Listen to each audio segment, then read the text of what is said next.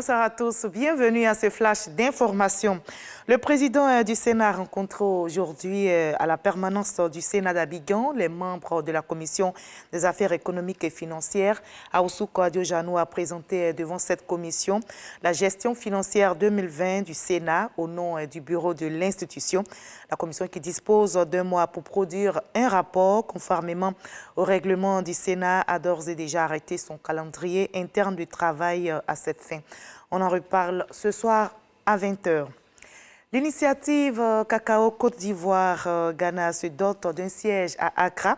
Née en 2018 de la volonté des chefs d'État des deux pays, l'initiative Cacao Ghana-Côte d'Ivoire est l'expression des présidents Alassane Ouattara et Nana Akufo-Addo d'unir leurs forces face aux spéculateurs afin d'offrir aux producteurs une juste rémunération des efforts fournis.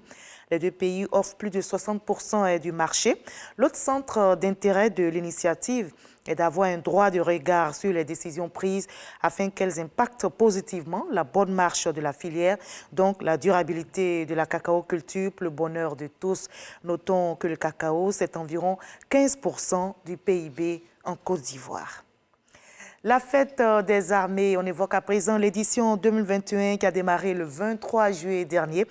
Eh bien, cette édition a pris fin aujourd'hui par une série de conférences. J'ai évoqué la solidarité au sein de l'armée et entre armée et civile et la résilience des armées face aux attaques terroristes. Le reportage est signé Moussa Konaté. Tous solidaires pour une Côte d'Ivoire sécurisée et prospère.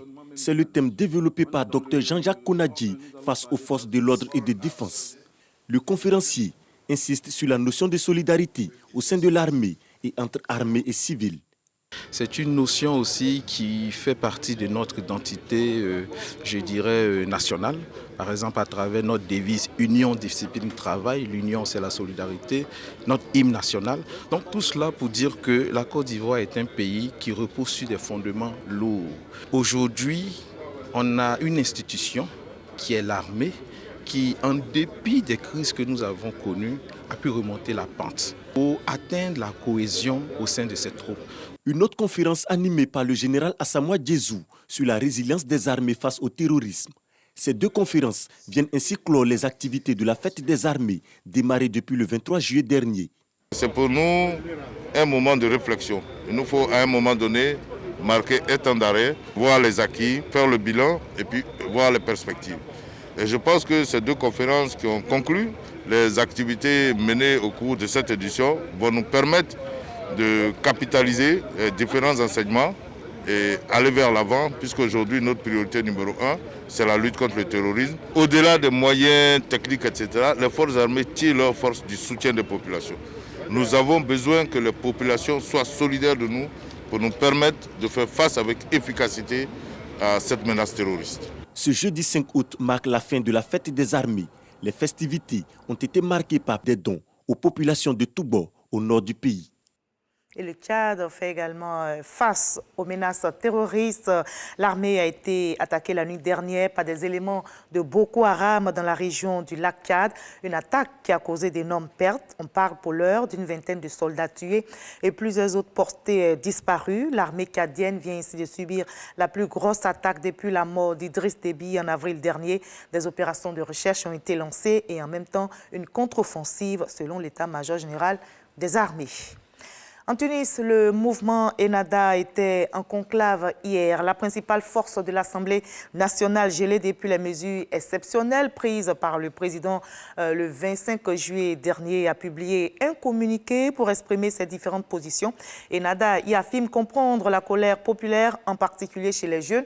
Le parti s'inquiète du vide gouvernemental et appelle à former un gouvernement capable de traiter les priorités sanitaires, économiques et sociales. Le parti d'opposition Assaed appelle à un retour rapide à l'état de droit et à la levée du gel des activités du Parlement. Et on va terminer par la France, où la loi instaurant le pass sanitaire ainsi que la vaccination obligatoire des soignants a été validée en partie aujourd'hui par le Conseil constitutionnel français. Les sages ont censuré plusieurs dispositions prévues dans le projet du gouvernement. Ils estiment que l'isolement obligatoire de 10 jours prévu pour les malades dans le projet de loi n'est pas nécessaire, adapté et proportionné. Les sages ont également recalé les dispositions prévues en matière de rupture de contrat à durée déterminée, CDD, de salariés qui ne présenteraient pas le pass alors que leur activité le requérait. On va se retrouver à 20h pour la grande édition, mais juste après ce Flash Info, suivez l'info régionale pour voir toutes les nouvelles de nos régions ici en Côte d'Ivoire. Et moi, je vous retrouve avec plaisir à 20h. À tout à l'heure.